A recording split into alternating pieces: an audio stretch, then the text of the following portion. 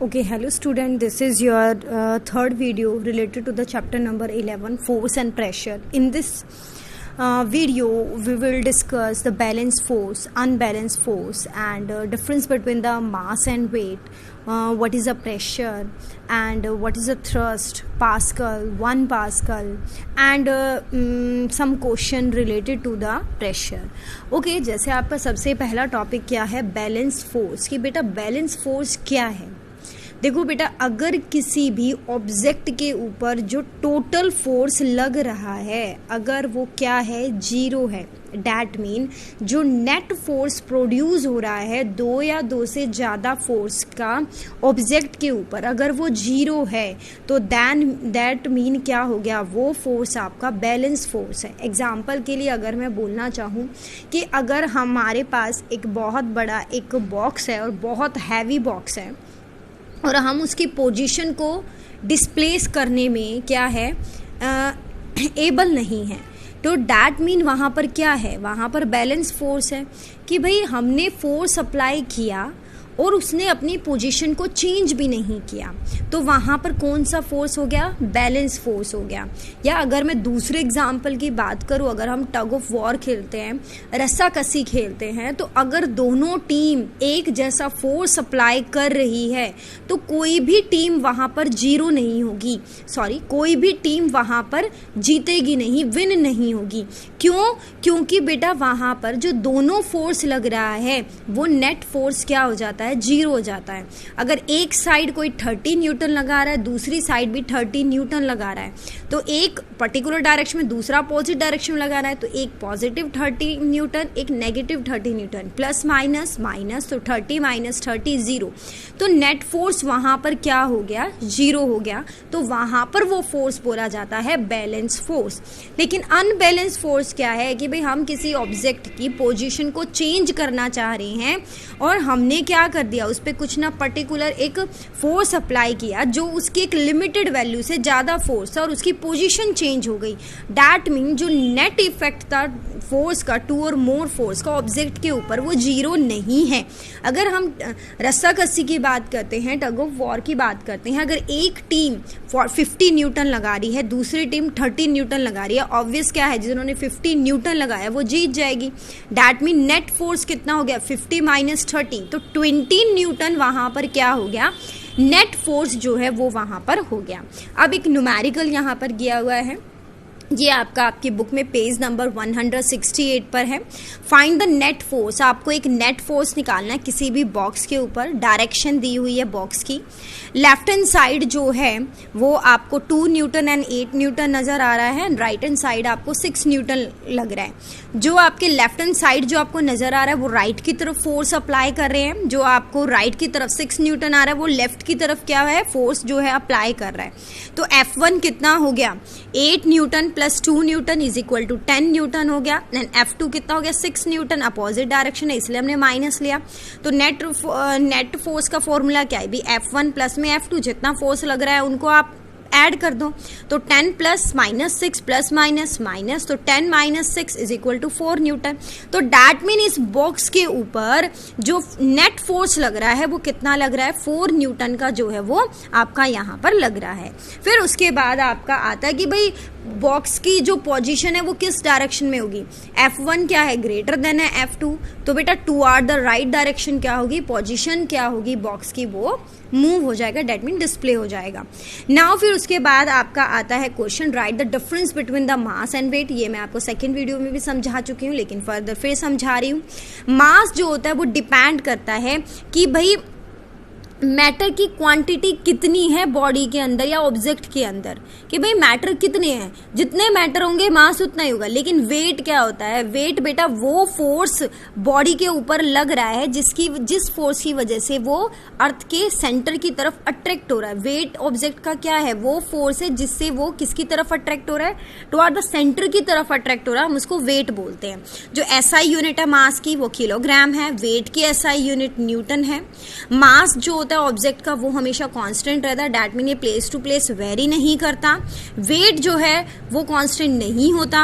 अगर आपका वेट अर्थ पे 60 kg है तो आपका मून के ऊपर वो 10 kg हो जाएगा, क्योंकि वेट की वैल्यू क्या होती है, प्लेस टू प्लेस आपकी वेरी करती है। मास किसी भी ऑब्जेक्ट का कभी जीरो नहीं हो सकता, लेकिन जो वेट है वो आपका जीरो हो सकता है। नाउ आपका जो नेक्स्ट टॉपिक है वो है आपका क्या, प्रेशर। देखो बेटा प्रेशर है क्या, प्रेशर क्या, हमने अभी फोर्स पढ़ा है। तो pressure is defined as a force per unit area, कि भाई हम एक पर्टिकुलर एरिया पर कितना फोर्स अप्लाई कर रहे हैं वो क्या कहलाता है, आपका प्रेशर कहलाता है। जो एसआई यूनिट है वो उसकी पास्कल होती है। प्रेशर का फॉर्मूला फोर्स अपॉन एरिया होता है। ओके, नाउ फोर्स को हम न्यूटन में मेजर करते हैं, एरिया को हम मीटर स्क्वायर में मेजर करते हैं। तो newton by metre square is equal to क्या हो गया, आपका पास्कल हो गया। तो आगे आपसे अगर पास्कल की डेफिनेशन आगे आएगी तो अगर पूछा जाएगा तो हम बताएंगे pascal is defined as a newton per unit square metre, जो है हम उसको बोलेंगे। नाउ नेक्स्ट देखो बेटा आपका प्रेशर, अगर हम फॉर्मूले की बात कर रहे हैं तो pressure is equal to force upon area है। Pressure directly proportional to force है, लेकिन इनवर्सली प्रोपोर्शनल टू क्या है, एरिया है। अब मैंने यहाँ पर दो वर्ड यूज किए हैं, एक मैंने डायरेक्टली प्रोपोर्शनल यूज किया, एक मैंने इनवर्सली प्रोपोर्शनल यूज किया। डायरेक्टली प्रोपोर्शन का मतलब होता है अगर फोर्स इंक्रीज हो रहा है तो प्रेशर भी इंक्रीज करेगा, लेकिन इनवर्स प्रोपोर्शन का मतलब क्या होता है, अगर एक चीज घट रही है तो दूसरी चीज ऑटोमेटिकली बढ़ जाएगी। तो डायरेक्ट रिलेशन में अगर दोनों, एक चीज बढ़ रही है तो दूसरी बढ़ेगी, एक चीज घट रही है तो दूसरी चीज ऑब्वियस घटेगी। लेकिन इनवर्स प्रोपोर्शन में इनवर्स मतलब उल्टा, अगर एक चीज बढ़ रही है दूसरा ऑटोमेटिकली घटेगी, अगर एक चीज घट रही है तो दूसरा ऑटोमेटिकली बढ़ेगी। ओके, कई बार क्या होता है जब आप सीनियर क्लास में जाओगे तो आपसे फॉर्मूला पूछेंगे प्रेशर क्या होता है, तो आप बताओगे कि भाई जो प्रेशर होता है आप बोलोगे कि भाई फोर्स अपॉन एरिया होता है। लेकिन बेटा जब आपसे कहेगा नहीं भाई प्रेशर तो थ्रस्ट अपॉन एरिया होता है, तब आप वहां पर बताना अगर सरफेस ऑफ एरिया जो होता है, एरिया का मतलब जो सरफेस आपने लिया है, अगर उस पर परपेंडिकुलरली फोर्स अप्लाई हो रहा है तो वहां पर हम उसको नॉर्मल फोर्स बोलते हैं या फिर हम थ्रस्ट बोलते हैं। तो थ्रस्ट वर्ड कहाँ बोला जाएगा, जहां पर फोर्स आपका परपेंडिकुलरली सरफेस पर लग रहा है। The force that act perpendicularly over a surface, perpendicular होता है 90 डिग्री पे जो लग रहा है उसको थ्रस्ट या फिर नॉर्मल फोर्स बोलते हैं। तो अगर हमें जो प्रेशर की डेफिनेशन देनी है in the term of the thrust, तो आप बताओगे थ्रस्ट अपॉन एरिया। अब बारी आती है पास्कल की। पास्कल किसकी एसआई यूनिट है, अभी हमने पीछे स्टडी किया है, जो पास्कल है वो आपके प्रेशर की क्या है, एसआई यूनिट है। पास्कल किसके इक्वल है, हमने अभी पढ़ा था कि भाई प्रेशर जो होता है वो फोर्स अपॉन एरिया होता है। फोर्स किसके इक्वल है, न्यूटन में मेजर किया जाता है, एरिया को मीटर स्क्वायर में। तो पास्कल की डेफिनेशन क्या होगी, pascal is equal to newton per square metre, कि भाई न्यूटन पर स्क्वायर मीटर होता है। अगर आपकी 1 पास्कल आ जाए, डैट मीन 1 पास्कल का मतलब क्या है, फोर्स 1 न्यूटन है, एरिया भी 1 मीटर स्क्वायर है।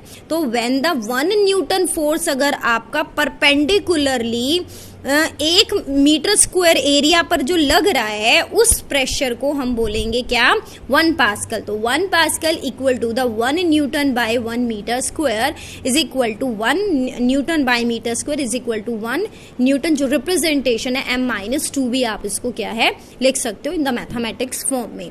फिर उसके बाद बेटा आपके कुछ क्वेश्चन यहाँ आ रहे हैं, ध्यान से सुनना, because these question are very important examination point of view से, तो बहुत ज्यादा इंपॉर्टेंट है सभी के सभी।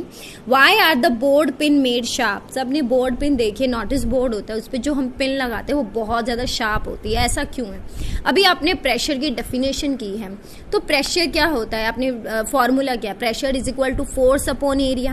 अब देखो बेटा प्रेशर का डायरेक्ट रिलेशन होता है फोर्स के साथ, लेकिन एरिया के साथ क्या होता है, इनवर्स रिलेशन होता है। तो डैट मीन क्या, जहां पर एरिया जितना कम होगा प्रेशर वहां पर उतना ही ज्यादा एक्सर्ट होगा, ठीक है। तो बेटा यहाँ पर इनवर्स रिलेशन है प्रेशर और एरिया के बीच में, तो एरिया जितना कम प्रेशर वहां पर उतना ही ज्यादा। इसलिए जो पिन है, वो जो बोर्ड वाली नोटिस बोर्ड पे जो हम पिन लगाते हैं उसका मिनिमम एरिया होता है, मिनिमाइज एरिया होता है, ताकि प्रेशर ज्यादा एक्सर्ट होके वो इजिली क्या हो जाए, नोटिस बोर्ड पर लग जाए। ओके, नाउ फिर नेक्स्ट क्वेश्चन आपका आता है, ये पार्ट जी का है आपके बुक का, camel walk easily on the sand, कि जो कैमल है, जो ऊंट है, वो रेगिस्तान की मिट्टी में इजिली चल लेता है, लेकिन अगर हम ह्यूमन चलते हैं तो हम इजिली नहीं नहीं कर पाते। क्यों? क्योंकि बेटा जो कैमल के जो फिट होते हैं ना, वो हमारे पैरों से क्या होते हैं, ब्रॉड होते हैं, चौड़े होते हैं, चौड़ाई उनकी ज़्यादा होती है। तो अगर उनका ब्रॉडर है, डैट मीन एरिया क्या हो गया, ज़्यादा। तो एरिया ज़्यादा, तो अभी हमने प्रेशर का फॉर्मूला क्या है, pressure is equal to force upon area. तो एरिया ज़्यादा, तो वहाँ पर प्रेशर क्या लगेगा, कम लगेगा। तो कैमल क्या है, जब प्रेशर ही कम लग रहा है तो कैमल क्या इजीली वॉक कर लेगा सैंड पे। तो camel walk easily on the sand because a camel has a broad feet, it take the much area, so pressure exert by his feet is a less, it walk easily on a sand. अब next question क्या होता है, blood ooze out when there is a slight cut in our body. कि अगर हमारी body पे थोड़ा सा भी कट लग जाता है ना, तो एकदम से जो ब्लड है वो एकदम से बाहर निकल के आता है। बेटा ये है तो एटमॉस्फेरिक प्रेशर से रिलेटेड। एटमॉस्फेरिक प्रेशर आपका वो प्रेशर होता है जो एटमॉस्फेयर हमारी बॉडी के ऊपर जो प्रेशर एक्सर्ट कर रहा है, उसको हम एटमॉस्फेरिक प्रेशर बोलते हैं। तो बेटा जैसे ही कट लगा तो हमारी बॉडी के अंदर जो प्रेशर था वो क्या है, हमारी बॉडी के अंदर ज्यादा है। एटमॉस्फेरिक प्रेशर क्या है, बाहर कम है। तो हमेशा ब्लड का जो फ्लो होता है या किसी भी फ्लूइड का या लिक्विड का जो फ्लो होता है वो हमेशा हाई प्रेशर से लो प्रेशर की तरफ जाता है। इसलिए जैसे ही हमें कट लगा तो हमारी ब्लड वेसल्स में क्या हो जाएगा, प्रेशर ज़्यादा है, एटमॉस्फेरिक प्रेशर कम है, इसलिए एकदम से ब्लड ओज आउट होके एकदम से बाहर आता है। नाउ नेक्स्ट जो आपका टॉपिक क्वेश्चन है, astronaut wear a special suit while going to the space. कि भाई जो एस्ट्रोनॉट है जब वो स्पेस में जाते हैं, एक पर्टिकुलर एक स्पेशल जो सूट है वो पहनते हैं। ऐसा क्यों है? देखो बेटा एस्ट्रोनॉट इसलिए पहनते हैं क्योंकि हमारे स्पेस में एयर नहीं है, तो वहाँ पर लो प्रेशर है, तो हमारी बॉडी का बैलेंस नहीं बन पाएगा। तो उस बॉडी को बैलेंस रखने के लिए तो हमें एस्ट्रोनॉट क्या करते हैं, एक स्पेशल जो सूट है वो वियर करते हैं, जो उनके बॉडी का क्या करते हैं, बैलेंस को मेंटेन रखते हैं। ओके, नाउ नेक्स्ट क्वेश्चन क्या है आपका, a pointed end of the high heel sandal has a greater impact on the ground than a flat heel sandal. देखो अगर आप क्या करते हो, एक फ्लैट हील सैंडल आपने पहना है, एक बिल्कुल आपने हाई हील पॉइंटेड हील वाला पहना है। अगर आप मिट्टी के ऊपर चलोगे तो हाई हील ना वो जमीन में क्या हो जाएगी, मतलब धस जाएगी, डैट मीन वो नीचे चला जाएगी। लेकिन फ्लैट जिसने पहना वो फिर भी इजीली वॉक कर लेता है। ऐसा क्यों है बेटा? अभी भी वही क्वेश्चन है, force is equal to pressure is equal to force upon area. यही हमने अभी करा है कि भाई प्रेशर फोर्स अपॉन एरिया है, जहां पर एरिया जितना कम है प्रेशर उतना ही ज्यादा है। तो डैट मीन जो हाई हील है वहां पर एरिया क्या है, कम है, तो वो इजीली क्या हो जाती है। तो अगर एरिया कम है तो प्रेशर ज्यादा, तो हमारी बॉडी जो हील जो है, जो हाई हील जो पहनी हुई है जिसने, वो प्रेशर सैंड के ऊपर ज्यादा लग रहा है वहां पर, इसलिए वो क्या हो जाती है, उसमें क्या हो जाता है, ग्राउंड के ऊपर ज्यादा इफेक्ट पड़ रहा है उसका। लेकिन फ्लैट हील में सरफेस एरिया क्या हो गया, ज्यादा हो गया, तो प्रेशर क्या हो गया, कम एक्सर्ट हो गया, इसलिए क्या है, ग्राउंड के ऊपर जो है आपकी फ्लैट हील सैंडल है उसका ज्यादा इम्पैक्ट नहीं होता। ओके, अब एक ये आपका फिर से क्वेश्चन है, how would the pressure very. Pressure कैसे वेरी करेगा? अगर मैं फोर्स को डबल कर दूं और एरिया को कांस्टेंट रखूं तो क्या होगा, प्रेशर के ऊपर, pressure is equal to force upon area. अगर मैंने फोर्स को डबल कर दिया, अब हमने फॉर्मूले में पढ़ा है pressure directly proportional to force, that mean अगर फोर्स बढ़ रहा है, जितना बढ़ेगा प्रेशर भी उतना ही बढ़ेगा। तो अगर फोर्स डबल हो रहा है तो प्रेशर भी क्या हो जाएगा बेटा, डबल हो जाएगा। तो इस क्वेश्चन का आंसर क्या है कि प्रेशर विल ऑल्सो डबल। अगर बी पार्ट देखो, force and area both R triple.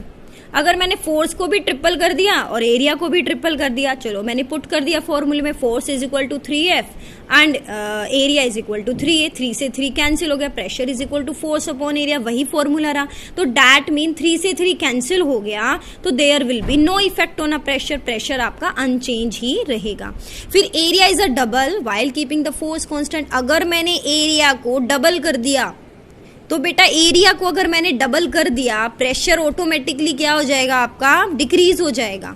ठीक है। तो area is equal to 2a, मैंने फॉर्मूले में रखा P is equal to F/2a, फिर मैंने क्या 1/2 को सेपरेट कर लिया F/8, दैट मीन प्रेशर आपका क्या हो गया बेटा, हाफ हो गया। Pressure get half when the area is double. Okay, ये आपका एक लास्ट क्वेश्चन बचा है।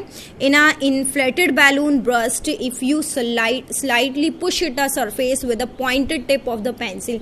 अगर आपके पास एक बैलून है, उसमें आपने हवा फिल कर रखी है, एयर भर रखी है, तो आप एक पॉइंटेड पिन वाला लेते हो पेंसिल और उस पर करते हो, एक बार टच करते हो, ऐसे ही ब्रस्ट हो जाएगा बैलून। लेकिन अगर आप अपने हाथों से ट्राई करते हो, अपने फिंगर से ट्राई करते हो, तो बैलून ब्रस्ट नहीं होता। क्यों बेटा? Pointed pin, that mean pointed pin का एरिया क्या है, बहुत ज़्यादा कम है, और हमारे फिंगर का एरिया क्या है, ज़्यादा है।